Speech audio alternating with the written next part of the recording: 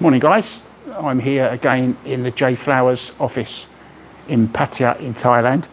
I've come here for a bit of practice actually. I haven't played for about probably a month. I've been very busy commentating, but I've got a month off now, so I thought let's go to the office. A couple of nice tables here. This is the Rhino table, the Titan, which I'm going to be practicing on today. It's nice and quiet in here and play as much as I want, easy to record. And I'm kind of just doing some video as much for my own benefit as anything else. I'm just going to show you how I normally practice, what I normally start doing. So just got all the balls down there. I'm just going to play some nice long pots, see if I can get the arm going nice and smooth.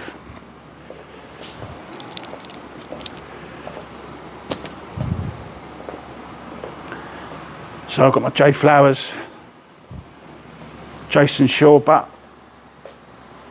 with the SMO 12.5 Town chalk, of course. So this is basically what I do when I have a little practice. I normally go through about 3 racks of balls, for example. So just kind of off straight, get on the line.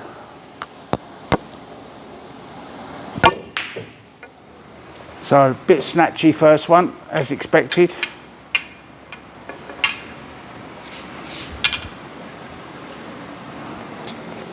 Got to remember, slow delivery. That's more like it. As soon as I start talking myself into it. So this is kind of my shot routine for every shot I play. So I'll stand on the line of the shot, where do I want the cue ball, where have I got to hit the cue ball to get the desired reaction and position for my next ball. So standing on the line of the shot, of course, chalk my cue. Step into the shot, a few little pre-strokes back.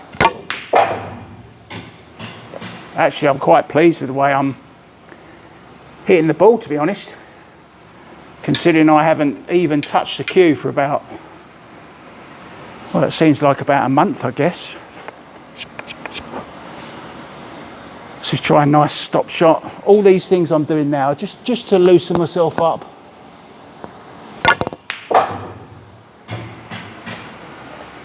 Well, I played to stop that. Just shows that I am cueing really well. Surprisingly well, to be honest.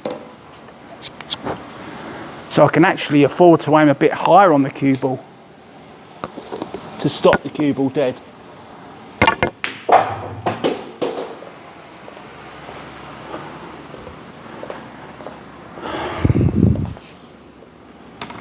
Are you impressed?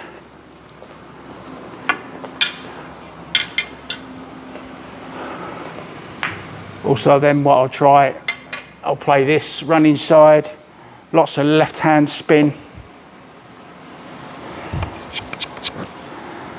Aiming to get the cue ball somewhere there.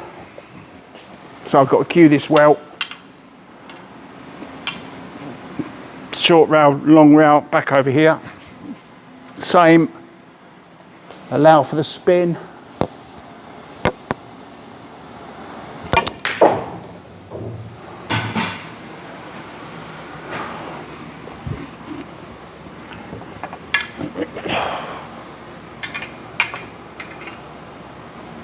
So I'll just play a few of these shots as well. Move up the diamonds, down the diamonds. Alternate what spin I'm putting on. So this time I'm going to draw back.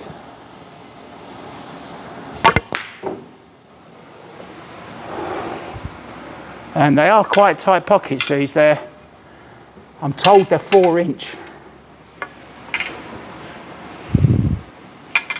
So good to practice on. Online, few strokes, back, pause, and go.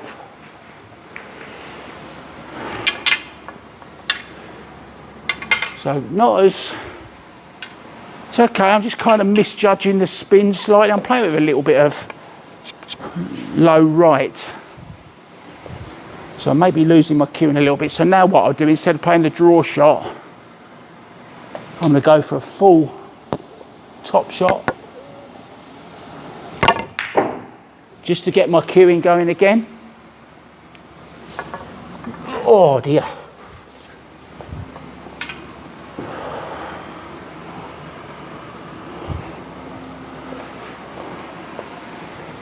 So all the time I'm thinking, right, what didn't I do right? What could I do better?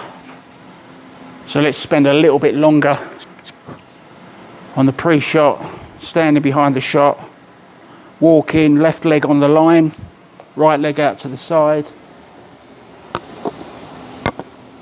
back. That was awful. See, then what I do, I've got a tendency to drop my elbow before I've actually completed. So I tend to do that sometimes rather than that. So I'm kind of reaching for it a little bit where I shouldn't be.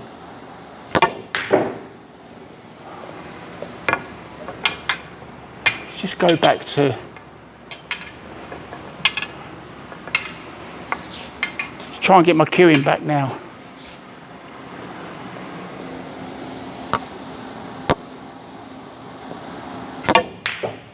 See what I'm doing there? You can see the stroke is too quick. So now I've lost the stroke completely. So now I've got to get it back. I've got to focus, fully focus now.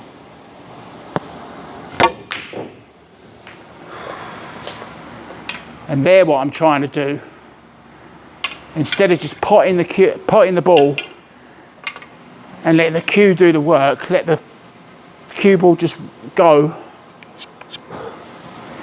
I'm trying to get the cue ball back down here where I shouldn't be doing that. I should just be pushing it nice and smooth, like that. And then the cue ball just comes easy.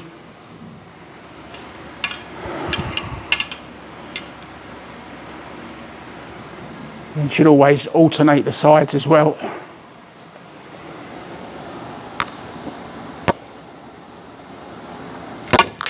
Off.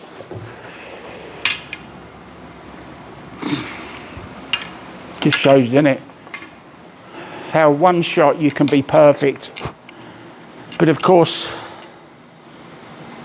this is the big difference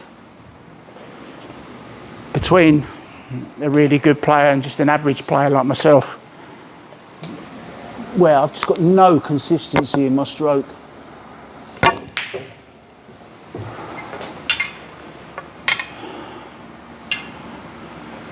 I mean, I know the angles, I know the shot to play, I know where I've got to hit on the cue ball. But unless I'm delivering the cue correctly, unless I deliver that cue correctly, doesn't matter how much I know, how many angles I know where to hit the cue ball, but if I'm not just accelerating through the ball, like smoothly accelerating through, the cue ball's not going to go where I want it to go. That's better, you see? Never try to hit that at all. And just look at the reaction I got on the cue ball. Never touched it. Never touched it.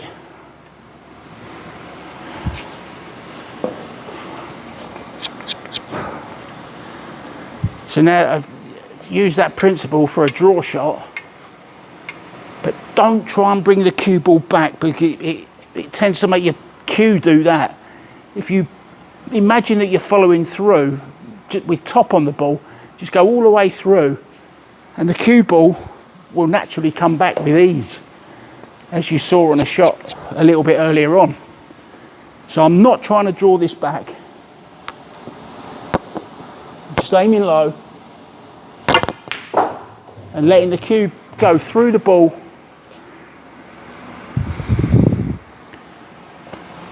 And you know, you're not really ever going to need any more power than that. I'll just show you another shot I like to do. So I literally like to have this slightly off straight and then play position for that ball down there. So high left, there, there, there. You've got to smoothly push it.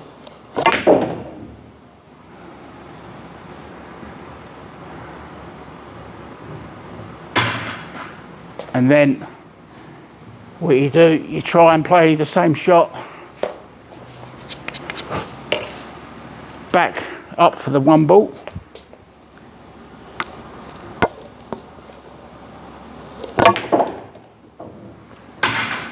See there, because it was a little bit more awkward, I was a little bit near the rail.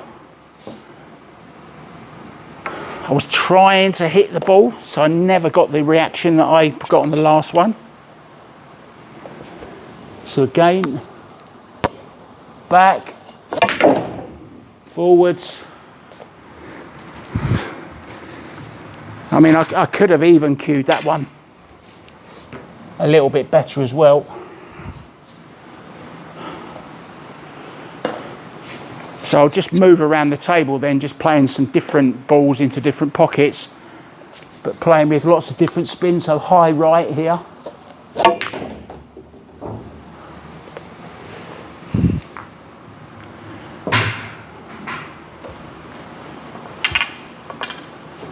And I'll play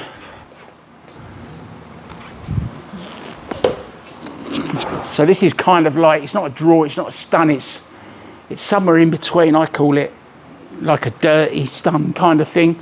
So I'm trying to come all the way around to get on the two ball.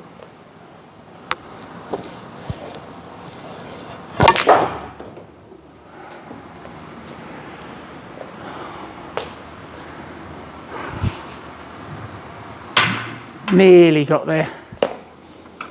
Nearly got there. It's quite a unique little feature, this. So you can pick the whole triangle up like that. Slide it onto the table. That's Rhino. Actually, for a mid-price table, I'm not sure of the price of this. I think it's 180,000 baht, which is, I don't know. I can't work that out. I'm not used to doing it in dollars. But it's a good price. The diamond is around about 400,000, so this is 180,000.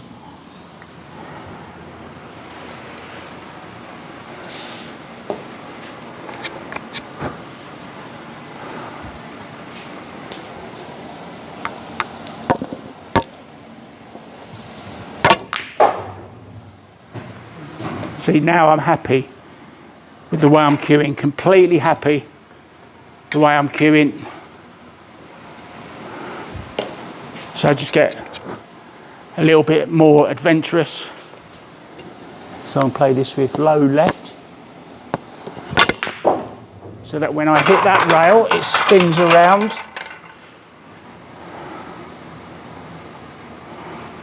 Nice. Happy with that.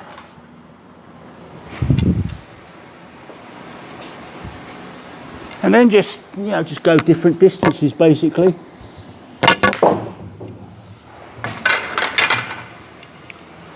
Should get that out of the way really, shouldn't I?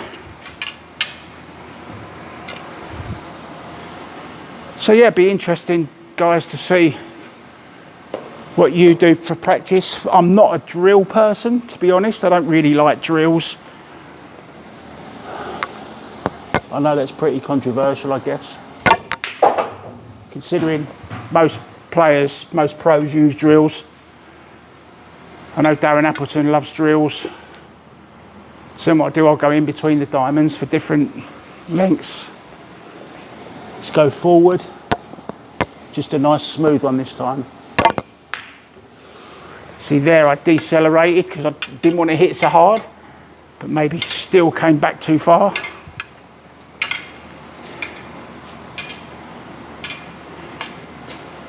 So no matter what shot you're playing, you've still got to accelerate through the cue ball. Like that. Just pure smoothness. It's more like, Steve Davis always used to say, it's more like a punch when you watch a boxer punch somebody. They don't go like that. I mean, that's obviously a jab, but when they go for the knockout punch, it's all the way through. And that's what you're trying to do with the tip of the cue. You're pushing all the way through to the ball. There's been lots of studies on how long the cue tip actually stays in contact with the ball. I just think it's irrelevant.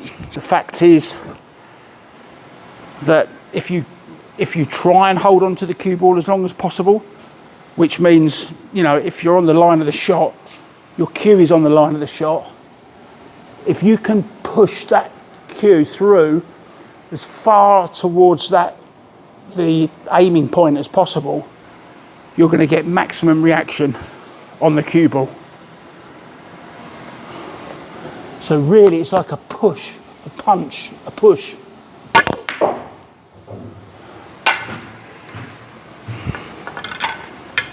So a really good friend of mine, a coach who used to be a professional referee, Michael Clark, used to tell me, push the ball, don't hit it, push it. And it's honestly the best bit of advice I've ever been given, because once you get that feeling of the perfect contact, the perfect stroke, once you've got that feeling, that's the feeling that you're going to strive for and live for. It's like the Holy Grail, and it's what keeps us coming back for more. Just that beautiful, sweet, beautiful strike on the cue ball, which gets so much action with ease. And another good reason for doing that is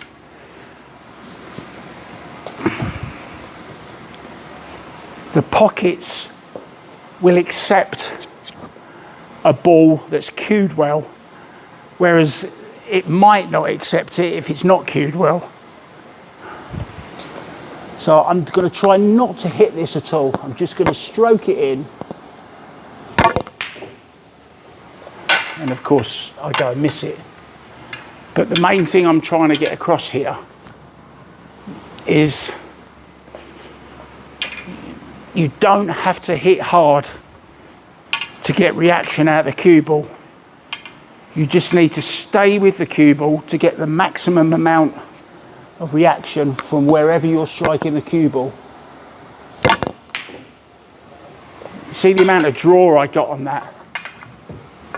Okay, so I'm trying to slow the stroke down, maybe a little bit too much.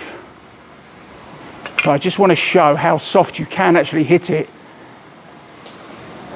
and still draw the cue ball and hold it and do lovely things with it. Sorry guys, I caught my microphone then.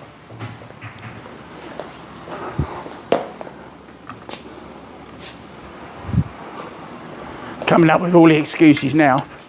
So now what I'll do to get my cueing back, if I've lost it, I'll go back to a simple shot and now concentrate on just cueing it in.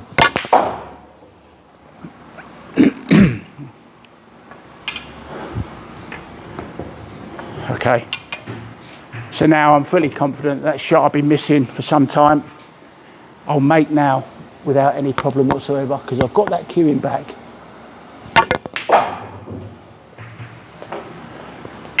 And who doesn't live for that sound, huh?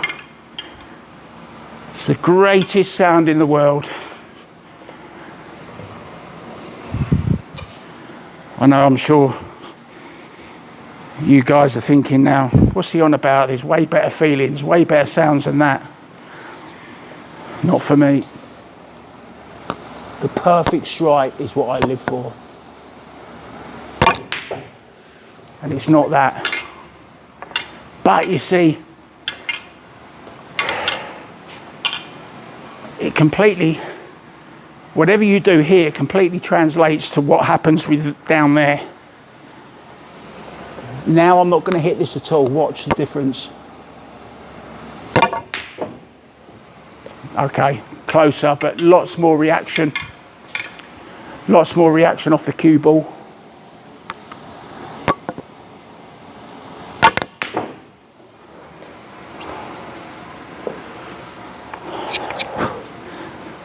Don't forget, guys, these are 4-inch pockets, which I'm not used to playing on.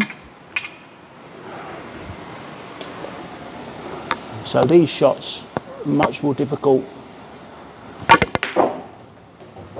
but not when you cue them properly. And I'm still a big believer, even though the pros are playing on 4-inch pockets now, if you cue them well, it doesn't matter how hard you hit them down the rail, they'll still go in. See? If you cue them smooth, they'll go.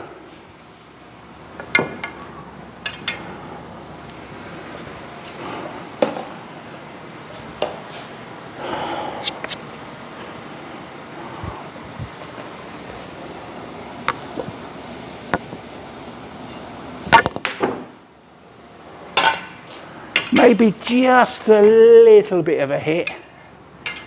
Just a little bit of a hint of a hit. So this time I'm really going to go for the 6 ball with the tip of my cue, right? See the difference? It wobbled, but because I pushed it through so smoothly, the pocket still took it. So remember, the power doesn't come from there to there, it comes from there to there is where your power comes from.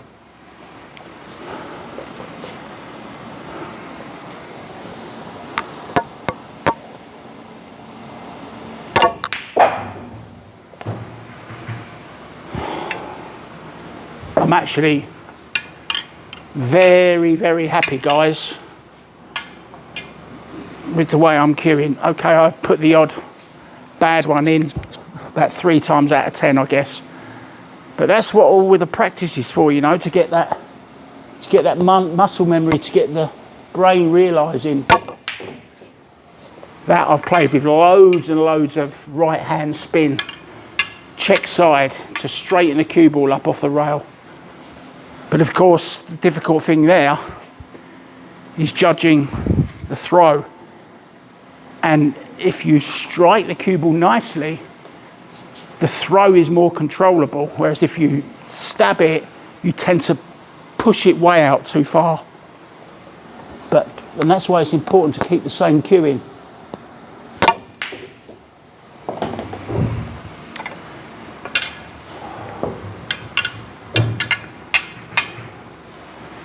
So I don't know if you can tell, I'm trying to work the cue ball, but I shouldn't be.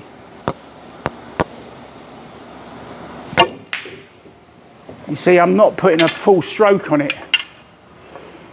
It's actually horrible. So here we go. Let's go back to basics, do everything right. So I'm on the line of the shot. I know I'm playing this with a lot of top right, so 2 o'clock on the cue ball. Down on the shot, a few practice strokes, back, pause. Oh, I got close then. I think I can cue it better. In fact, I know I can cue it better. Come on, Mark, concentrate. Push your cue through to that point.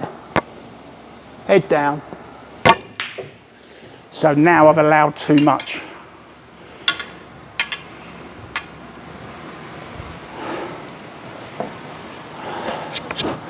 I mean, there's not many times I'd have to play a shot like this, but I'm doing it more out of to prove to myself that I can cue this exactly the same and get loads of reaction on the cue ball.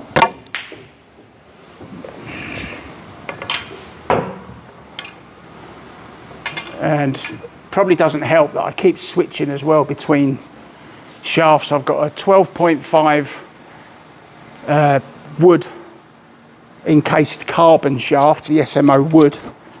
I've got this one, which is the 12.5, and I've also got an 11.8. And I think eventually I'm going to settle on the 11.8, but I'm not actually playing competitively, of course. That's the one, but it's all about the timing. It's about getting that cue going through and accelerating at the right speed. You notice the hand grip opens up on the way out. Keep the cue parallel, then as it comes back through, then you go.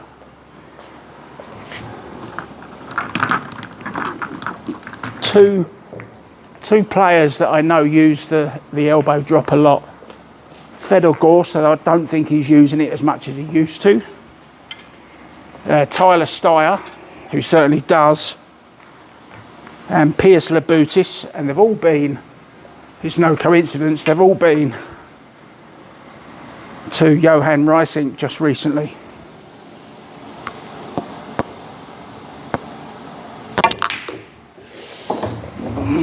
Yeah, I didn't like that. Chasing the cue ball after it had gone. Don't like that. Just push the ball in, Mark, that's all you got to do. And that was a quick stroke, it was horrible. It actually feels yucky, horrible. Ugh. They just look bad and they feel even worse. Here we go. But look how I'm missing it the same every time. This is where you need a coach with you just pointing something out. This one's going for sure.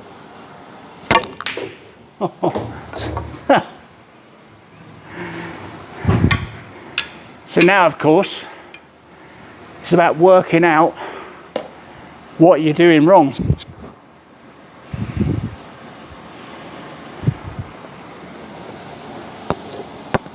Bet I don't miss this one.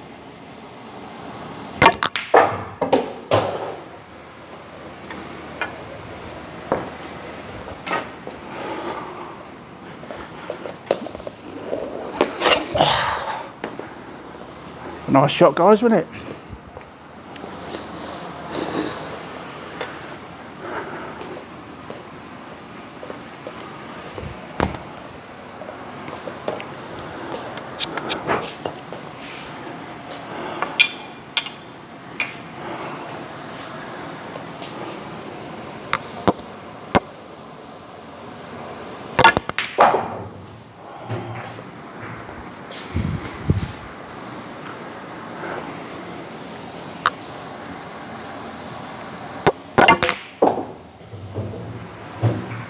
So there's